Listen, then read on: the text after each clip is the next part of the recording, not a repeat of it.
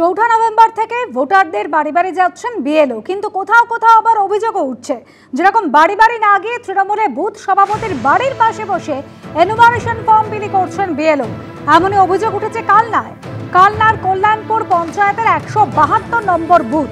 আমাদের প্রতিনিধি রানা দাস এই মুহূর্তে রয়েছেন আমাদের সঙ্গে। রানা, এই বিএলও পীযূষ মুর্মু তিনি তৃণমূলে বুথ সভাপতির বাড়ির পাশে বসে ফর্ম বিলি করছেন, কি কারণ? তার নিজের কি যুক্তি? একেবারেই দেখো, এই অভিযোগ উঠেছে যে বিএলও পীযূষ মুর্মু তিনি তৃণমূলের যে বুথ সভাপতি রয়েছে তার বাড়ির সামনে বসে ফর্ম সেখানে বিলি করছিলেন, কিন্তু তিনি স্পষ্টভাবে জানিয়েছেন যে সেখানে অন্ধকার হয়ে গেছিল, তাই গ্রামের প্রতিটি বাড়িতে তিনি যেতে পারছিলেন না। সেই কারণে একটি ফাঁকা জায়গাতে বসে ফর্মগুলো তিনি সাজাচ্ছিলেন বা সেগুলোকে ঠিক করছিলেন, এটাই তিনি যুক্তি দিয়েছেন। এবং এই ঘটনার পরে একেবারে মহকুমা শাসক কিন্তু তদন্তের নির্দেশ দিয়েছিল এবং সেই মতো তাকে জিজ্ঞাসা করা হলে সেখানেও তিনি উত্তর দেয় যে কোনো রকম তিনি ফর্ম কাউকে দেয়নি, কিন্তু তিনি সেখানে বসেছিলেন ফর্মগুলোকে শুধুমাত্র সাজানোর জন্য। অন্যদিকে তৃণমূলের যে বুথ সভাপতি রয়েছে যার বাড়ির সামনে এই কাজ করা হচ্ছে, তিনি কিন্তু স্পষ্ট জানাচ্ছেন যে গ্রামের সকলের বাড়িতে পৌঁছাতে অসুবিধা হবে, সেই কারণেই বিএলওকে তার বাড়ির পাশেই সমস্ত কাগজপত্র দেওয়া হয়েছিল এবং সেখানে কুপন সিস্টেম করা হয়েছিল। সেই কুপন প্রতিটি গ্রামের মানুষকে দেওয়া হয়েছিল, তারা কুপন নিয়ে লম্বা লাইন দিয়েছিল বিএলওর সামনে এবং সেখান থেকে যে এনুমারেশন ফর্ম সেই ফর্ম দেওয়া হচ্ছিল এবং বাড়ি থেকে সেই ফর্ম কালেক্ট করা হতো। সেটা কিন্তু তৃণমূলের বুথ সভাপতি বলছে, তবে সেটা স্বীকার করেনি বিএলও বলছেন তিনি বসেছিলেন, তবে কোনো ফর্ম তিনি ফিল আপ করেননি। বিএলও তিনি বলছেন যে তিনি বাড়ির পাশে বসেছিলেন এবং ফর্ম ঠিক করছিলেন, সেখান থেকে ফর্ম বিলি করছিলেন না। তৃণমূল কংগ্রেস তাদের কি বক্তব্য শোনাবো এবং অবশ্যই কটাক্ষ করেছে বিজেপি। গোটা ঘটনা নিয়ে তাদেরই বাকি বক্তব্য শুনুন। আমরা একটা পাড়ায় চারটা পেতে বসিয়ে সবাইকে খবর দেওয়া হয়েছে যে এইখান থেকে ফর্মটা সবাই সই করে নিয়ে যাবে, ও স্ক্যান করে নেবে, তবে বাড়ি বাড়ি গিয়ে ফর্মটা তুলবে। এটা কি সরকারের নির্দেশ আছে? না, নেই। তাহলে আপনার নিয়ম বিরোধী কাজ করছেন কেন? নিয়ম বিরোধী আমরা করিনি, ওর সুবিধাটা আমরা একটু দেখেছি। এটা কি সুবিধাতে করা উচিত? সরকার তাই বলেছে? তা বলেনি। তৃণমূলের বুথ সভাপতি বিএলওকে এক জায়গায় চাটাই পেতে বসিয়ে এলাকার সমস্ত মানুষকে সেখানে এসে ফর্ম নিয়ে যেতে হচ্ছে, তাই এটা সরকারি নিয়ম বিরোধী। এরম ধরনের নির্দেশিকা নেই নির্বাচন কমিশনের তরফ থেকে, এটা আমরা যেটুকু জানি। এই ধরনের কার্যকলাপের জন্য আমরা আমাদের দলের ঊর্ধ্বতন নেতৃত্বের কাছে জানাবো, বিএলও যাতে এই ধরনের কাজ আর দ্বিতীয় দিন করার সুযোগ না পায় তার ব্যবস্থা নিশ্চয়ই নেওয়া হবে।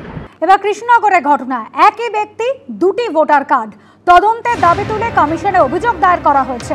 মুখ্য নির্বাচনী আধিকারিককে নালিশ কংগ্রেসের। একই ব্যক্তির নামে দুটি ভোটার কার্ড রয়েছে বলে অভিযোগ। দুটি ভোটার কার্ডের এপিক নাম্বার আলাদা, এমনই দাবি করা হচ্ছে কংগ্রেসের তরফ থেকে। আমাদের প্রতিনিধি রুমা পাল রয়েছেন আমাদের সঙ্গে। রুমা, কি মর্মে অভিযোগ দায়ের হয়েছে? দেখো, জানিয়ে রাখি যে কংগ্রেসের তরফ থেকে মুখ্য নির্বাচনী আধিকারিকের কাছে অভিযোগ জমা হয়েছে এবং বলা হচ্ছে সেখানে দেখা যাচ্ছে যে কৃষ্ণনগরে একজন ব্যক্তি, তার নাম হচ্ছে তোমার মহসিন শেখ, এর দুটি জায়গায় ভোট রয়েছে, অর্থাৎ একই ব্যক্তির দুটি ভোটার কার্ড। এবং এই তদন্ত দাবি তুলেই কিন্তু মুখ্য নির্বাচনী আধিকারিককে অভিযোগ জানিয়েছে প্রদেশ কংগ্রেস এবং চিঠি লিখেছে এবং দুটি ভোটার কার্ডের নাম্বারও দিয়েছে তারা।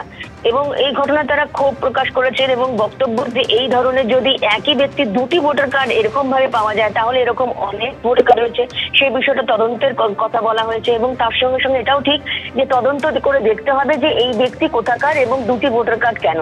এবং জানিয়ে রাখি, যদিও কমিশনের বক্তব্য যে সাধারণত কারোর যদি দুটো ভোটার কার্ডও থেকে থাকে, এসআইআর করার সময় কিন্তু তাকে একটাই এনুমারেশন ফর্ম জমা করতে হবে এবং সেক্ষেত্রে সে যেখানকারই ভোটার হোক না কেন একটি মাত্র জায়গায় ভোটার হতে পারবে, অন্য জায়গা কিন্তু নিজে থেকেই সেটা কিন্তু ডিলিট হয়ে যাবে বা সেটা কিন্তু তার আপলোড হবে না।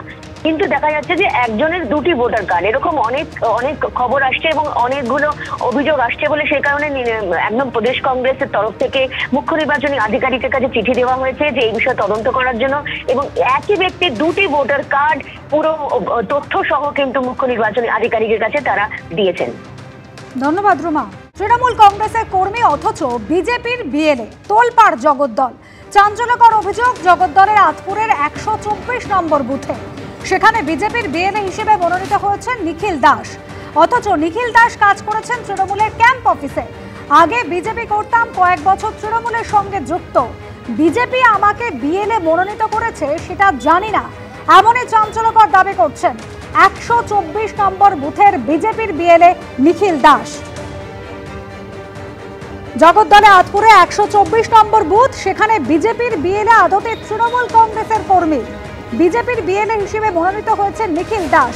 সমীরণ পাল আমাদের প্রতিনিধি রয়েছেন আমাদের সঙ্গে। সমীরণ, কিভাবে সম্ভব হলো বিজেপির বিএলএ হিসেবে মনোনীত অথচ তিনি একজন তৃণমূল কংগ্রেসের কর্মী?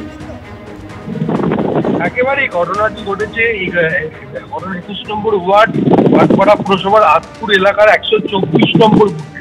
সেখানে দেখা যাচ্ছে নিখিল দাস, তার নাম রয়েছে বিজেপির বিএলএ তালিকায়, কিন্তু নিখিল দাস তৃণমূলের পক্ষ থেকে দাবি করা হচ্ছে 2019 সাল থেকে সে সক্রিয় তৃণমূল কর্মী।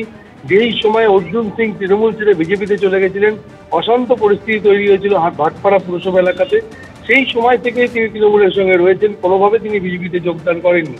কিন্তু আশ্চর্যজনকভাবে তার নাম বিজেপির বিএলএর তালিকায় রয়েছে।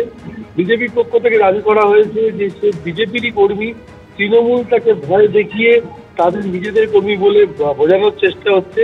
কিন্তু যখন বিএলএর তালিকা তৈরি হয়, বিজেপির পক্ষ থেকে তার নাম এবং নথি পাঠানো হয়েছে এবং সেটা চক্রান্ত করে তৃণমূল তাদের কর্মী বলে দাবি করছে। ধন্যবাদ সমীরণ।